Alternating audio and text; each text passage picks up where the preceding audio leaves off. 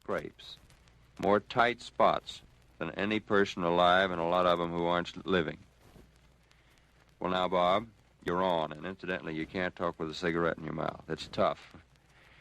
You're on, but tell me, the last time we met, you were strictly a photographer, but now, after reading your new book, Slightly Out of Focus, that's the title of the book, I repeat. It's not a literary criticism of the book. Slightly Out of Focus is the title.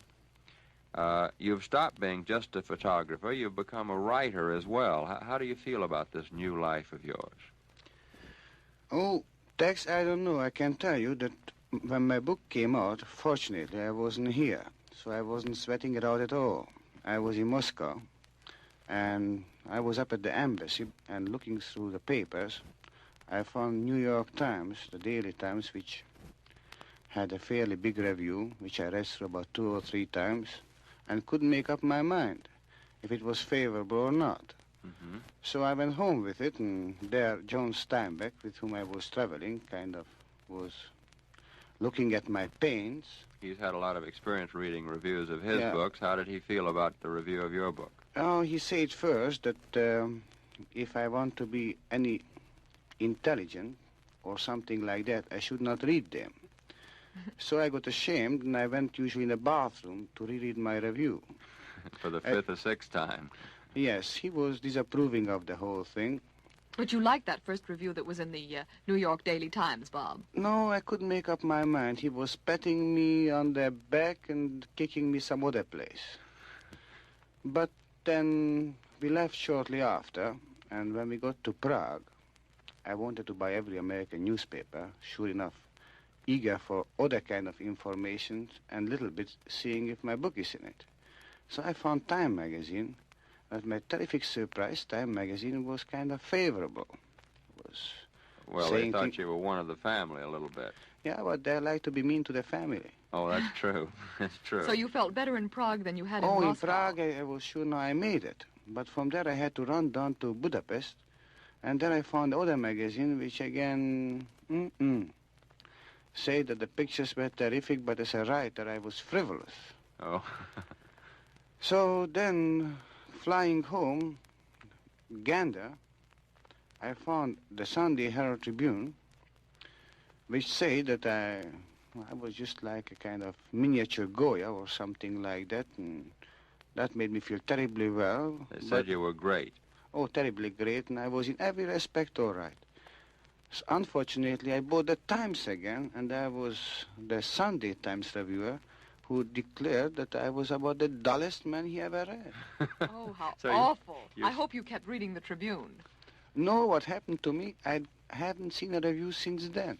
You haven't? No. John, in other words, now you're taking John Steinbeck's advice. Oh. Incidentally, I understand that we won't name the hotel where he works, but I understand that he got you out of bed this morning, cooked your breakfast. Does he do that every morning?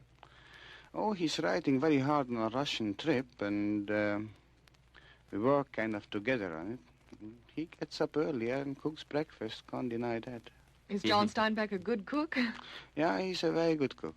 He can make soft-boiled eggs in 3.5 minutes. It's very good. Well, now let's get back to the story of your shooting in Russia. And by shooting, I mean photography. I don't mean being shot at or shooting at somebody. Yes, let's get back about the trip and find out about the trip. Well, now, how was it working in Russia? I mean, we on this side of the Iron Curtain, Bob, we get an idea that you've got 16 guys with guns looking over your shoulder every time you take a step, and then you have to battle sensors to get anything through. What is it like working with a camera on the other side of the Iron Curtain? You see, you said already twice Iron Curtain, and I don't know, I do think the main Iron Curtain is a kind of pocket Iron Curtain. Everybody is carrying it in its own head. The other Iron Curtain, I don't know, it does exist a little bit maybe as borders are concerned, but I didn't have much trouble. You mean you shot whatever you wanted to and had no trouble with censorship? Oh, this never happens that way, you know that. No, it isn't. I was going to say, that's too perfect. But I was last winter in Turkey to shoot a movie for March of Time. Certainly it was a country which was supposed to be friendlier disposed than Russia.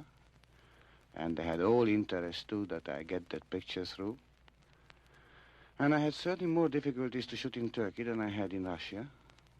Well, now, how would it compare working under an American press censor during the war and Russia today? Now, this is again something very different, and I would not compare it. I just brought up Turkey for no other reason than to say that there are different parts of the world where cameras and press was always a kind of taboo. And more east you get, less they like you with a camera for many, many reasons, and most of them no good. But, Bob, you said that you didn't even have the correct papers to cover all the cameras and film that you took with you on your trip to Russia. I had none, really, because we just applied for our visas and here in New York, and we were in Paris when we got them. Kind of from one day to the other, we could not go to the consulate to get some special papers, and we figured that our airplane would put us down at Moscow airport, and there will be some kind of, if not red carpet, but some small carpet laid out on which I can bring in my films. The way how it happened, we came in from Stockholm, and our airplane came down in Leningrad for custom inspection. And two Russians came into the plane and opened every suitcase and asked, what is that? And I said, film. And then he said, Harasho. And I said, what's that? And I said, more film. Then he says, no. I said, da. And then looked again and thinks I flash goes. So I said, no, da, and he closed everything. And that meant all right, you can come on into Russia with your film Yeah, and then your we got to equipment. the Moscow airfield and found no carpet of any color. Indeed, nobody asked for passport or anything, but nobody was there even to take us to town. So we hitchhiked in for 4 days. Nobody even realized that we were there. We've been sleeping in borrowed beds in the Hotel Metropole. And after that, we kind of got somebody who came along with us, and when we asked that we wanted to go to Stalingrad, then we got to Stalingrad. And when we said we wanted to see Georgia, we went to Georgia. This whole thing was a great surprise to us and everybody else. But I should think because you and John Steinbeck were shooting pictures and writing a story for the Herald Tribune and also a book, that they would have planned your trip. Even the Herald Tribune office in Moscow would have arranged your moves. You are overestimating the influence of an established American newspaper in Moscow, because unfortunately for themselves, they cannot do anything like that. So they were rather and rightly jealous of our trip. I think it had much to do with maybe Steinbeck's reputation, and maybe very much to do that we said from the beginning what we wanted to do, which was a very simple thing, that we just wanted to not to go into politics, but see how those people live. And we say that we are going to write and photograph everything what we see, that we are not going to be favorable or unfavorable from the beginning, but we never promise that we are going to not to say something what we want to say for or against them. No, somehow they trusted that attitude much more than people who go in saying that they are terribly favorable and become professionally unfavorable at the moment I get out. Tell me, did you have much trouble getting your film out? Now, what happened when you brought all your negatives back? back? That was a funny story, because, you see, during that whole time I was trying to get a decision on censorship. And I never was told if I can bring those films out uncensored, developed, undeveloped, etc. The very last day before we left, suddenly I got a telephone call to turn all my films in to censorship. So a young man came, I gave him my films and was really unhappy for 24 hours. Next morning at the airfield, the young man came back and he had a box, and the box had strings around it and a plumb on it. A what on it? A plumb, you know. A seal. A seal. Oh. And I said, this seal you need for the border, so you cannot take it off. On the border, someone will take it off of your films. So I was flying that plane with that sealed box in my hand. They didn't tell me if they cut something out or not. They didn't tell me if there are films in it or sand. So I shook the box. I kind of waited at figuring, is it the same weight that it was before? And I was really sweating. In Kiev, they took off the seal, and when the plane took off again in the air, I began to drag out those 3,000 negatives to try to find out what was missing. And you found that film was in there. They hadn't replaced your film with sand. No, they hadn't replaced it. Most of it was in. Indeed, very little was missing, and rather unimportant ones, I think, just to... To prove that they could censor you. Yeah, just, you know how censors are. I certainly do. Well, Tex and Bob Capa, here's a story that no censor would want to kill, and I want to tell you about it right now. Tex, did you ever have Savarin coffee in anyone else's home? Sure, Jenks. Lots of times. Why? Well, wasn't it just as rich and good as it is when we have it at home? I thought you were going to say when you make it. Of course it was, Jenks, but what are you driving at? Well, I'm just proving that no matter who makes Savarin coffee, it's always richer tasting. And that's because Savarin is richer tasting coffee. You see, this is a cagey question, because you never know if you have a price picture or not. But because when you shoot, nearly every picture is the same to you. And the price picture is born in the imagination of editors and public who sees them. I had once one picture which was appreciated much more than the other ones, and I certainly did not know when I shot it that it was a especially good picture. It happened in Spain. It was very much at the beginning of my career as a photographer and very much at the beginning of the Spanish Civil War, when war was kind of romantic, if you can see anything like that. No, I can't. It was there because it was in Andalusia, and those people were very green. They were not soldiers, and they were dying every minute with great gestures, and they figured that was really for liberty and the right kind of fight. They were enthused. And I was there in the trench with about 20 milicianos, and those 20 milicianos had 20 old rifles, and on the other hill facing us was a Franco machine gun. So my milicianos been shooting in the direction of that machine gun for 5 minutes, and then stood up and said, "Vámonos," and get out from the trench and began to go after that machine gun. Sure enough, the machine gun opened up and moved them down. So what was left of them came back and again take pot shots in the direction of the machine gun, which certainly was clever enough not to answer. And after 5 minutes again, I said, "Vámonos," and they got moved on again. This thing repeated itself about 3 or 4 times. So the 4th time, I just kind of put my camera above my head and even didn't look and clicked a picture when they moved over the trench. And that was all. I didn't develop my pictures there. And I sent my pictures back with a lot of other pictures. But I took. I stayed in Spain for 3 months, and when I came back, I was a very famous photographer because that camera which I hold above my head just caught a man at the moment when he was shot. So that was a great picture. That was probably the best picture I ever took. I never saw the picture in the frame because the camera was far above my head. Of course, there's one condition that you've got to create yourself, Bob, in order to get a lucky picture like that. You got to spend a lot of time in trenches. This habit I would like to lose. Yeah, I remember seeing you after you'd spent a lot of time in trenches in 2 or 3 ends of the last war, and somehow you never managed to lose the habit for very long. I won't lose the habit. I hope that other people will lose the habit to create those trenches. Yeah, I know what you mean. But, Bob, while we're talking about the beginning of your career, I think let's go back to the thing that John Hersey said about you, that you're the man who invented yourself. Can you tell us that story? Yes, I just would like to say that a little bit is John Hersey who invented the man who invented himself or something like that. You see, there are so many inventions going around about me that I rather let the impression going around that all of them are true. That will confuse everybody.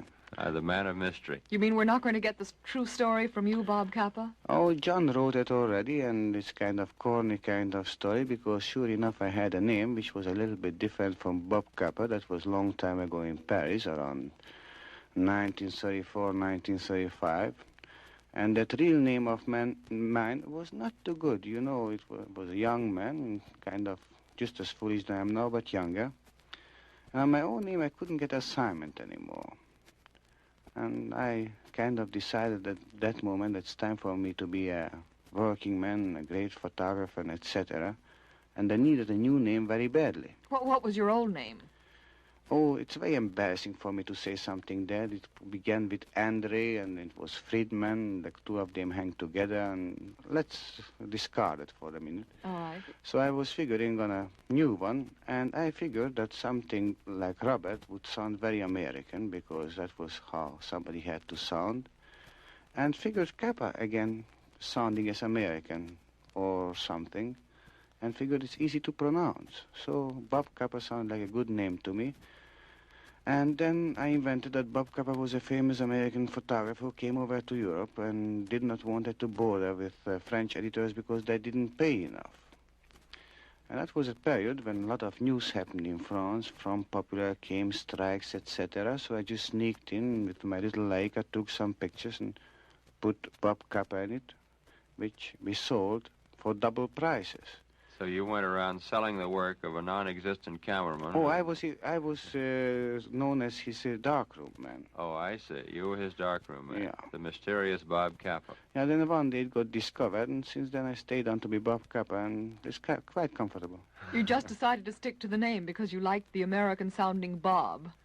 Is No. that how you came to America? I mean, when you picked an American name, or had you been here before? No, my family was here then already, but I haven't. So I came shortly after that to legalize my name. Indeed, about Bob is something different. I knew Robert. I didn't know that Robert is Bob. Would I have known that? I don't know. And even your brother, who's now a very good photographer for Life magazine, his last name is Capa, too. Yeah, he couldn't do anything about it, but he kept his first name, which is funny. Cornell. Yeah. I think that's a very funny That name. It's a comes good over name. very well because it's the name of an American college. I don't know if that makes him happy. Oh, we'll start calling you Harvard Kappa for the rest of this program, Bob. Ooh. Look, now, we're getting some good stories out of you. There's another one I've heard, a legend, about a well-known general and how you made him miss his Thanksgiving dinner. That happened in England before I got there, and I've always wanted to know the true story. Yes, you were lucky because you became PRO of the Air Force just about 1 month after that thing happened. Because in 1942, when the Air Force just got over to England, I went out to Cheltenham, it was, to take pictures of the first fortresses going over to Europe. You remember that time flying conditions were bad and we didn't have much experience, so mostly we've been staying indoors in the nice English mud and briefed in the morning and never flew. And that's when I got introduced to poker. Poker? Yes, The game of cards? No, game of skill. Oh. Game of chance. No, it's a game of skill. Okay. Or the, All right, poker. the manly art of self-destruction, Yeah. how we call it. Anyway, those boys had a lot of new things like high and low and the red dog and bishop's wife and things like that, which I never heard about. And I was losing my expense account quite freely. The games usually lasted till early in the morning, and one morning, when it looked all right to take off, I went out with the boys and took some pictures. And those pictures somehow went through the censor without any kind of censorship because they didn't see anything what would have been objectionable in it. One of them said there's a little black thing which I don't know anything about it in the nose, but it looks all right. So about next week, an English magazine wanted to reprint my pictures and put on the cover the beautiful shot where I had a young man standing in the nose of the fortress behind him and the little black thing in the nose. Unfortunately, the little black thing turned out to be the secret bomb site, and that day was Thanksgiving Day, and the king invited General Acre and General Spatz, who had to leave the dinner, and I was terribly much in disgrace for a long time, indeed, more than that. You mean you held up General Akers and Spotts's dinner with the King of England? I had done that, and I got court-martialed, and I got court-martialed on the way that I became a legal war correspondent. But for this story, everybody will pay $3.50 to read my book. That's a good idea. I'm glad. You shouldn't tell every bit of the stories, Bob, because they're so good you should just tell the beginning, and then everyone will have to buy your book, slightly out of focus. the name, and get the rest of the story. Oh, we are good friends. We are plugging like crazy here. Oh, and how? I love that name. Slightly Out of Focus, and Tex, you wanted to call something just Focus. Yeah, that's another story, too. But now, while we're getting stories, Bob, I think this is a very good story that I'd like to get without having to read your book again. The story about the last man killed in the war and the picture you took of that. Oh, yes. That was in just before Leipzig. It was obvious that the war was just about being over because we knew that the Russians were already in Berlin and that we had to stop shortly after taking Leipzig. And we got into Leipzig after some fight. We just had to cross one more bridge. The Germans put up some resistance, so we couldn't cross. And it was a big apartment building which overlooked the bridge. So I figured I'm going to get up on the last floor there and I will get a nice picture of Leipzig or something in the last minutes of fight. So I climbed up 4 floors and I got in a nice bourgeois apartment where on the balcony was a very nice young man, a young sergeant, who put up a heavy machine gun to cover the crossing. And he was first putting out this machine gun in the window, but was not comfy enough, so he just moved out on the open balcony and put up that heavy machine gun. I came out there too and kind of looked at him to take a picture of him, but God, the war was over. Who wanted to see one more picture of somebody shooting? We've been doing that same picture now for 4 years, and everybody wanted something different. And by the time this picture would have reached New York anyway, probably the headline would have been peace. So it made no sense whatsoever. But he looked so clean-cut, and he was one of the men who looked like if it would be the first day of the war. He still was earnest about it. So I said, all right, this will be my last picture of war. And I put my camera and took a portrait shot of him. And while I shot my portrait of him from 2 yards, he got killed by a sniper. It was a very clean, somehow very beautiful death, and I think that's what I remember most from this war. And that was the last, you think, probably the last man killed during the official war.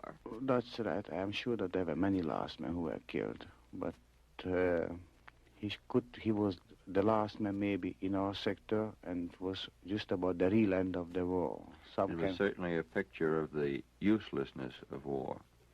Very much so, and for me it was certainly a picture to kind of remember, because I knew that the day after people will begin to forget. So it was a kind of clean definition.